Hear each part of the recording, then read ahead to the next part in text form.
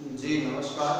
मैं Indresh Mishra diamond public high school Panna ideal संस्था teaching में आपका स्वागत है।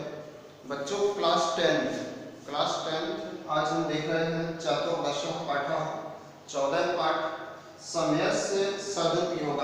समय का अपने कैसे सदुपयोग करें, इस पाठ में आपको हिंदी अनुवाद मिलेगा। इस पाठ का हिंदी अनुवाद आज देखेंगे, आप निकाल लेंगे पेज नंबर 66 पेज नंबर समयस्य सदुपयोग चतुर्दश पाठ बहुभाग्य उदयन एवं मानव जीवनम प्राप्यते। बहुभाग्य उदयन एवं मानव जीवनम प्राप्यते। बहुत भाग्य उदय होने से ही मानव जीवन प्राप्त होता है। कहते हैं अनेक जन्मों के पश्चात इंसान को मनुष्य रूप में अवतरित होने का मौका मिलता है। एतत् जीवनम देवानां कृते अपि दुर्लभम वर्तते। यह जीवन देवताओं के लिए भी दुर्लभ है। देवता भी कई बार मानव के रूप में अवतरित होते हैं इस पृथ्वी लोक पे, तो देवताओं के लिए भी ये दुर्लभ है। जीवनस्य उन्नतये आलस्यम विहाय अहर्निशम उत्तमानि कार्याणि करणीयानि यतो हि विगतः समयः पुनर्न आगच्छति। जीवन की उन्नति के लिए आलस्य को छोड़कर रात दिन अच्छे कार्य करना चाहिए, क्योंकि बीता हुआ समय वापस लौटकर नहीं आता। पाठ्येऽस्मिन् संवाद माध्यमेन समयस्य महत्वं प्रतिपादितम्। इस पाठ में संवाद के माध्यम से समय के महत्व को प्रतिपादित किया गया है। एक संवाद है, इसमें आचार्य और छात्रों का, आचार्य और छात्रों के मध्य एक संवाद होता है और उस संवाद के माध्यम से समय के महत्व को प्रतिपादित किया जाता है। ये पाठ का संक्षिप्त सारांश था। अब इसका संस्कृत और फिर उसके पश्चात हिंदी अनुवाद देखेंगे। आचार्य छात्रा मानव जीवनस्य उन्नतये अति महत्वपूर्ण किं भवति। आचार्य बोलते हैं छात्रों, मानव जीवन की उन्नति के लिए क्या महत्वपूर्ण होता है। मानव जीवन की उन्नति के लिए क्या महत्वपूर्ण होता है। छात्र कहते हैं परिश्रम अध्ययन परोपकार समय इत्यादि। परिश्रम, अध्ययन, समय, परोपकार इत्यादि। आचार्य कहते हैं आम मानव जीवनस्य उन्नतये विभिन्नानि महत्वपूर्ण अंगानि सन्ति, किन्तु तेषु समयस्य सदुपयोगः अर्थात् सत्सु कार्येषु उपयोगः महत्वपूर्णः वर्तते। आचार्य ने कहा हाँ, मानव जीवन की उन्नति के विभिन्न महत्वपूर्ण अंग हैं। यदि मनुष्य को अपने जीवन में उन्नति करना है तो उसका न केवल एक बल्कि अनेक महत्वपूर्ण अंग हैं, और उन अंगों में, अनेक अंगों में समय का सदुपयोग अर्थात अच्छे कार्यों में समय का उपयोग करना, ये सबसे सर्वाधिक महत्वपूर्ण है। छात्रों ने कहा कथम एतत्, ऐसा कैसे। तो आचार्य बोलते हैं समयो हि अन्येषां वस्तूनां अपेक्षया अधिकः महत्वपूर्णः अधिकः मूल्यवान वर्तते। समय ही अन्य वस्तुओं की अपेक्षा अधिक महत्वपूर्ण और अधिक मूल्यवान है। अन्यानि वस्तूनि विनष्टानि पुनरपि लब्धुं शक्यते, परं समयो विनष्टो न केनापि उपायेन पुनः परावर्तितुं शक्यते। यस्य आयुषो यावान् अंशः निरर्थकः गतः सः गतः एव। आचार्य बोलते हैं समय ही अन्य वस्तुओं की अपेक्षा अधिक महत्वपूर्ण और मूल्यवान होता है।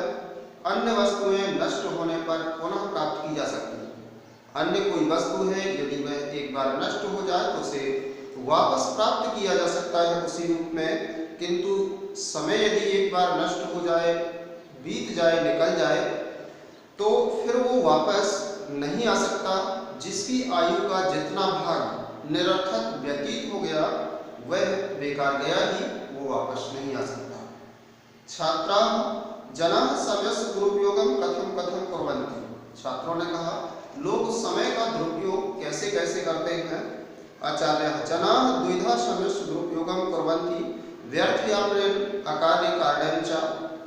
आचार्य ने कहा लोग समय का दो प्रकार से दुरुपयोग करते हैं, व्यर्थ व्यतीत करने से और कोई कार्य न करते हुए समय को निकाल देने से। अनेके जनाः कार्य संपादने समर्थ अपि निरर्थकं समयं यापयन्ति। अनेक लोग कार्य करने में समर्थ होने पर भी बेकार समय व्यतीत करते हैं, निरर्थक अपना समय व्यतीत करते हैं। एतो भ्रमन्ति ततो भ्रमन्ति अप्रयोजनं गृहे गृहे अटन्ति।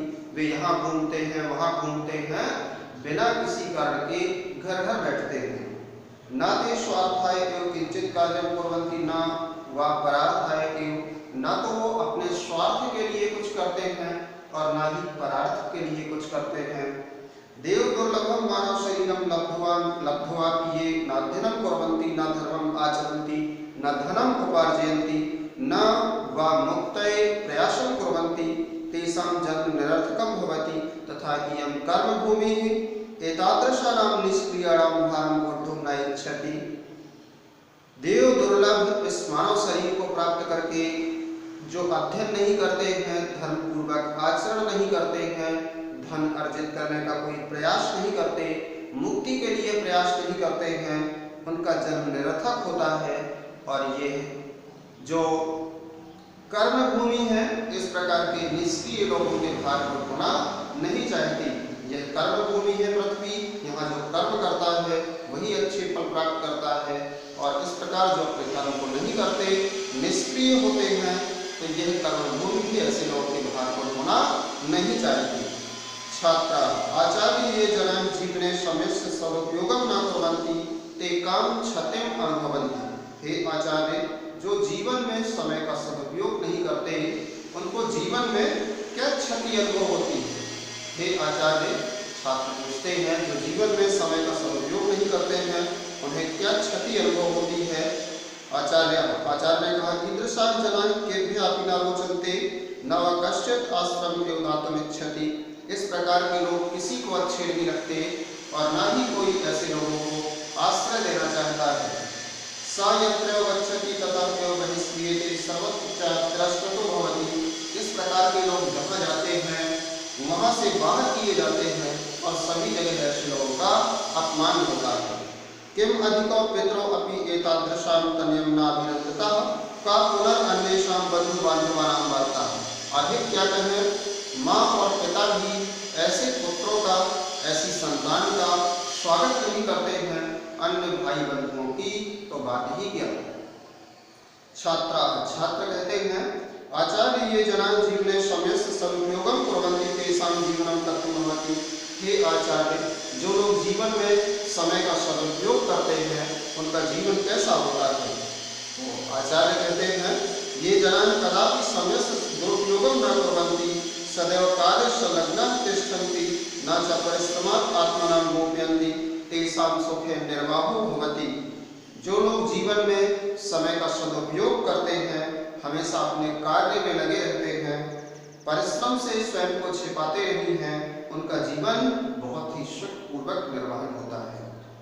ये यत्र गच्छन्ति तत्र सादरं रक्ष्यन्ते गृहे बहिष्य सर्वत्र समान रूपेण अभिनंदते। वे जहाँ भी जाते हैं सादर उनका सम्मान होता है, उनकी रक्षा होती है, सभी जगह समान रूप से उनका अभिनंदन होता है। सर्वे एव तेषां सहयोगम् इच्छन्ति, सभी उनके सहयोग की इच्छा करते हैं। तादृशाः एव च कर्मवीराः जनाः समाजे सर्वत्र समाद्रियन्ते श्रेष्ठ पदं च लभन्ते। इस प्रकार के कर्मवीर लोग समाज में सभी जगह आदर को प्राप्त करते हैं और श्रेष्ठ पदों को प्राप्त करते हैं। छात्र कहते हैं, आचार्य समयस्य सदुपयोगेन जनाः काम उन्नतिं प्राप्नुवन्ति। हे आचार्य, समय का सदुपयोग करके लोग किस उन्नति को प्राप्त करते हैं? तो आचार्य ने कहा, शृण्वन्तु अद्यावधि ये महापुरुषाः जगति प्रसिद्धाः अभवन् तेषां जीवन चरित्रस्य अध्ययनेन ज्ञायते यत्ते बाल्यकालात् एव अहोरात्रं कर्मपरायणाः आसन् एकम् अपि क्षणं निरर्थकं न नीतवन्तः। सुनिए, आज जो भी महापुरुष इस संसार में प्रसिद्ध हुए, उनके जीवन चरित्र के अध्ययन से ये ज्ञात होता है कि बचपन से ही वो रात दिन कर्मपरायण थे। उन्होंने अपने जीवन का एक भी क्षण कभी व्यतीत नहीं किया।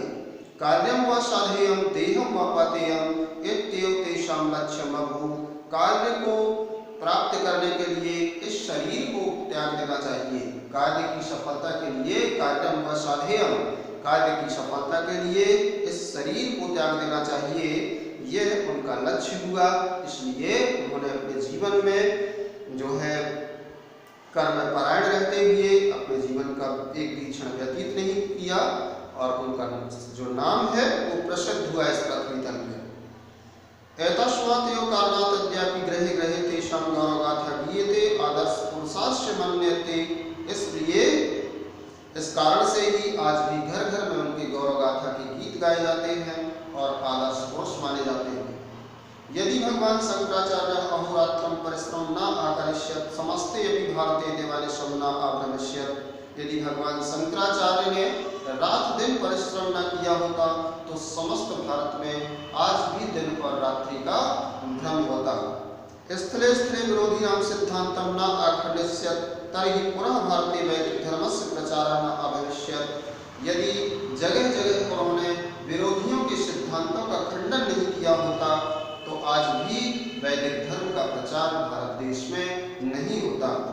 गांधी सुभाष चंद्र चंद्रशेखर इत्यादि भारतीय कठिन परिश्रमेण समयस्य सदुपयोगं कृत्वा गौरांगजनान् देशात् बहिः कृतवन्तः स्वराज्यं च प्राप्तवन्तः तथा च ये छात्राः क्षणं क्षणं संयोज्य विद्यार्थिनः समयस्य सदुपयोगं कृतवन्तः ते एव विद्वांसः उच्च नागरिकाः अधिकाराः वा अभवन्।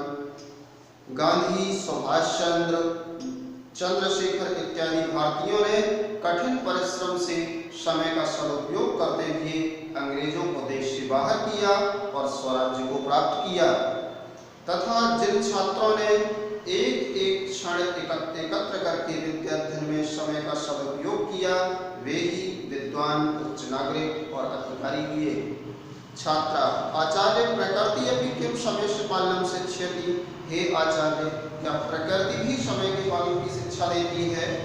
आचार्य आम प्रकृति अपि समयस्य पालनम कार्यपरायणताम एवं उपदेशति निरंतरम। आचार्य ने कहा हाँ, प्रकृति भी समय के पालन और कार्यपरायणता का निरंतर उपदेश देती है। प्रकृतौ यावन्तः पदार्थाः सृष्टाः सन्ति ते सर्वे अपि अहोरात्रं कार्ये संलग्नाः एव दृश्यन्ते। प्रकृति में जितने पदार्थ सृष्टि में निर्मित किए हैं वे सभी रात दिन अपने कार्य में संलग्न ही दिखाई देते हैं। सूर्य चंद्राभ्याम आरभ्य कीट पतंग पिपीलिका पर्यंतम सर्वे अपनी स्व स्व व्यापारी व्यापकता विलोक्यन्ते। सूर्य चंद्रमा से लेकर के कीड़े मकोड़े चींटी तक सभी अपने अपने कार्य में लगे हुए दिखाई देते हैं। अतः प्रकृत्या अपि इयमेव शिक्षा दीयते यत् नाहि केनापि समयम् अनुपयोगः कर्तव्यः इति। इस प्रकार से प्रकृति भी हमें ये शिक्षा देती है कि किसी भी प्रकार से हमें समय का उपयोग नहीं करना चाहिए। अतः अस्माभिः आलस्यं विहाय सर्वदैव समयस्य सदुपयोगः कर्तव्यः न तु कदाचित् एकम अपि क्षणं व्यर्थं यापनीयम्। अतः हमें भी अपनी आलस्य को छोड़कर हमेशा समय का सदुपयोग करना चाहिए, न कि अपना एक भी क्षण व्यर्थ व्यतीत करना चाहिए। यथा उक्तम, जैसे कि कहा गया है, न कार्य कालम अतिपाति, कार्य करने में अधिक समय कभी भी व्यतीत न करें।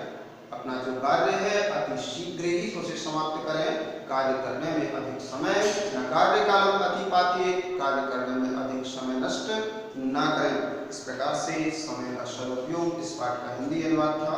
आगे इस पाठ का अभ्यास कार्य करवाया जाएगा। मिलते हैं अभ्यास कार्य में। आज के लिए इतना ही। धन्यवाद।